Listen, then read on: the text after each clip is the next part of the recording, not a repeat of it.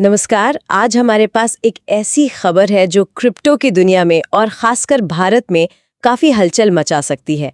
ये खबर जुड़ी है वजीर एक्स से। जी हाँ, वही वजीर एक्स जो कभी भारत के सबसे बड़े क्रिप्टो एक्सचेंजों में से एक था। हमें न्यूज़ दुनिया की एक रिपोर्ट मिली है और ये रिपोर्ट वजीर एक्स के भविष्य पर आप कह सकते हैं एक बड़ा सवालिया निशान लगा रही है। तो आज हम इसी रिपोर्ट पर गहराई से बात करेंगे, समझने की कोशिश करेंगे कि सिंगापुर हाई कोर्ट का एक ताज़ा फैसला आया है, उसका वजीर एक्स और उसके लाखों यूजर्स पर क्या असर पड़ सकता है।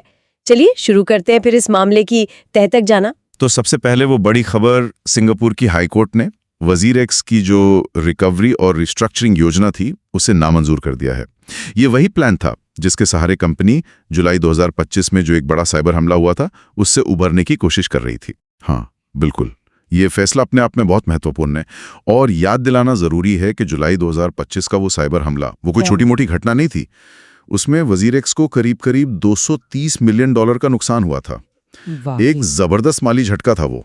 मतलब ये इतनी बड़ी रकम है कि अच्छे अच्छे एक्सचेंजों की हालत खराब हो जाए। तो ये जो रिकवरी प्लान था ये बेसिकली वजीर एक्स के लिए एक तरह से जिंदा रहने की, अपने पैरों पर फिर से खड़े होने की कोशिश थी। एक रोड मैप कि भाई कैसे इस भारी नुकसान से निपटा जाए और सबसे जरूरी यूजर्स का पैसा कैसे लौटाया जाए, उसकी तरफ कैसे बढ़ा जाए। बाप रे, $230 मिलियन, ये तो वाकई एक पहाड़ जैसा नुकसान है, बहुत बड़ी रकम है। और अब जब कोर्ट ने इस वापसी के प्लान को ही खारिज कर दिया है, तो जैसा न्यूज़ दुनिया की रिपोर्ट भी कह रही है, वजीर एक्स के लिए रास्ता और भी मुश्किल हो गया है। लेकिन सवाल ये है कि कोर्ट ने इसे नामंजूर क्यों किया होगा?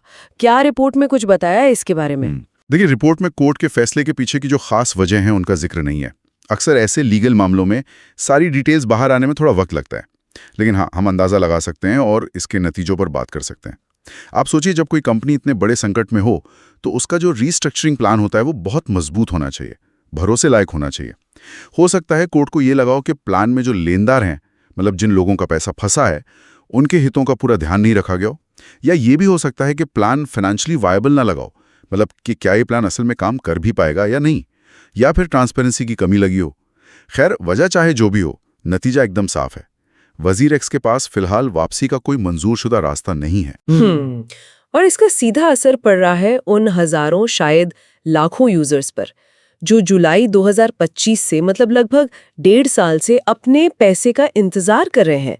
ये सिर्फ पैसे की बात नहीं है, ये लोगों के भरोसे की भी बात है, उनकी उम्मीदों की बात है। और न्यूज़ दुनिया की रिपोर्ट भी यही कह रही है कि यूजर्स में चिंता बढ़ गई है और बढ़नी भी चाहिए, जाहिर है। बिल्कुल, ये मानवीय पहलू इसमें सबसे ज्यादा गंभीर है। देखिए, क्रिप्टो में बहुत से लोग अपनी मेहनत की कमाई लगाते हैं, अपने भविष्य के लिए कुछ बचाने की सोचते हैं, और जब इतना बड़ा एक्सचेंज ऐसे संकट में फंसता है और फिर रिकवरी की जो एक उम्मीद थी उस पर भी पानी फिरता दिखता है, तो लोगों का परेशान होना, चिंतित होना बिल्कुल स्वाभाविक है। इस फैसले ने वो जो अनिश्चितता पहले से थी उसे और गहरा कर दिया है। अब यूजर्स के मन में ये सवाल और जोर से उठेगा, क्या पैसा वापस मिलेगा भी, और अगर हाँ तो कब? ये बहुत मुश्किल स्थिति है। रिपोर्ट एक बहुत ही बुनियादी सवाल उठा रही है, क्या वजीर एक्स वापसी कर पाएगा इस फैसले के बाद? क्या लगता है आपको, क्या वाकई कोई उम्मीद बची है? क्या उनके पास कोई और रास्ता है भी? देखिए, वापसी करना बिल्कुल नामुमकिन तो मैं नहीं कहूंगा, लेकिन इस फैसले के बाद ये काम बेहद बेहद मुश्किल जरूर हो गया है। किसी भी कंपनी की वापसी, खासकर जब इतना बड़ा साइबर हमला हुआ हो, फिर ये कोर्ट का झटका, एक ही चीजों पर निर्भर करता है। पहली बात, उनकी आज की वित्तीय हालत क्या है? क्या उनके पास अभी भी इतने रिसोर्सेज हैं कि वो आगे की कानूनी लड़ाई लड़ सकें या कोई नया बेहतर प्लान बना सकें? दूसरी बात, रेगुलेटरी माहौल। सिंगापुर के रेगुलेटर्स, भारत के रेगुलेटर्स, उनका रवैया क्या रहता है? क्या वो कोई मदद करते हैं या और सख्ती दिखाते हैं? और तीसरी और शायद सबसे जरूरी बात, क्या वो यूजर्स का भरोसा वापस जीत पाएंगे, जो भरोसा टूट गया है? क्रिप्टो का तो सारा खेल ही भरोसे पे टिका है ना? बिल्कुल सही कहा आपने। भरोसा एक बार टूट जाए तो उसे दोबारा जोड़ना बहुत मुश्किल होता है, खासकर जब लोगों का पैसा, उनकी हार्ड अर्न्ड मनी फंसी हो। हमने पहले भी देखा है दूसरे क्रिप्टो एक्सचेंजों के गिरने के मामलों में, एक बार भरोसा चला गया तो यूजर्स को वापस लाना लगभग नामुमकिन सा हो जाता है। हाँ बिल्कुल। तो अब वजीर एक्स के लिए रास्ते क्या हैं? पहला, वो इस फैसले के खिलाफ अपील कर सकते हैं किसी ऊपरी अदालत में, लेकिन इसमें वक्त भी लगेगा, पैसा भी लगेगा, और कोई गारंटी नहीं है कि वो जीतेंगे ही। दूसरा रास्ता यह है कि वो एक नया बदला हुआ रिकवरी प्लान बनाएं। कोर्ट ने जो आपत्तियां उठाई होंगी उनको दूर करें। शायद जो लेनदार हैं, क्रेडिटर्स हैं, उनके साथ कोई बेहतर डील करें। इसमें भी काफ़ी समय लगेगा। और तीसरा, जो सबसे खराब स्थिति हो सकती है, वो है कि कंपनी दिवालिया घोषित हो जाए, लिक्विडेशन में चली जाए, जिसके बाद एक लंबी जटिल प्रक्रिया शुरू होती है। जो भी एसेट्स बचे हैं उन्हें बेचकर लेनदारों में बांटा जाता है और उसमें यूजर्स को शायद ही कभी पूरा पैसा वापस मिल पाता है। न्यूज़ दुनिया की रिपोर्ट सीधे तौर पर दिवालियापन की बात तो नहीं कर रही, लेकिन इस फैसले ने उस आशंका को, उसे बल जरूर दिया है। तो अगर हम पूरी तस्वीर को देखें, जैसा कि इस न्यूज़ दुनिया रिपोर्ट से समझ आ रहा है, स्थिति काफी गंभीर नजर आ रही है। वजीर एक्स, जो कभी भारतीय क्रिप्टो मार्केट का एक चमकता सितारा माना जाता था, वो जुलाई 2025 के हैक के बाद से ही मुश्किलों में है। और सिंगापुर कोर्ट का ये ताज़ा फैसला, ये उनकी वापसी की कोशिशों पर एक बहुत बड़ा झटका है। इससे न सिर्फ कंपनी का भविष्य दांव पर है, बल्कि उन अनगिनत यूजर्स की उम्मीदें भी जो अपने फंड्स का इंतजार कर रहे थी, वो और धुंधली हो गई हैं। अनिश्चितता बढ़ गई है। बिल्कुल सही कहा। और ये पूरा मामला सिर्फ वजीर एक्स तक ही सीमित नहीं रहता। ये पूरे क्रिप्टो उद्योग के लिए, खासकर भारत जैसे जो उभरते हुए बाजार हैं, उनके लिए कई अहम सवाल खड़े करता है कि भाई, जब कोई बड़ा एक्सचेंज इस तरह हैक होता है या किसी वित्तीय संकट में पड़ता है, तो यूजर्स के पैसों की सुरक्षा की क्या गारंटी है? जो मौजूदा नियम कानून है वो कितने असरदार हैं? क्या एक्सचेंजों के पास ऐसी इमरजेंसी सिचुएशन से निपटने के लिए कोई इमरजेंसी फंड या बीमा जैसी चीज होनी चाहिए? हाँ, ये सवाल बहुत ज़रूरी है।